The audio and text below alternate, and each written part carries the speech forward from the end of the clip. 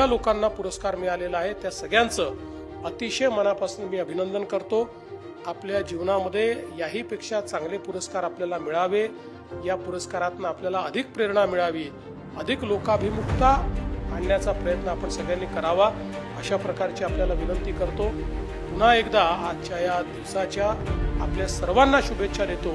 कुठलंही काम vested interest न ठेवता आपण हातामध्ये घेतो त्यावेळी ते काम यशस्वीच होतं, आणि ते यशस्वी झालं नाही तरी देखील मला असं वाटतं की त्यातनं काही ना काही आउटपुट आपल्याला मिळतो, काही ना काही लर्निंग आपल्याला मिळतो।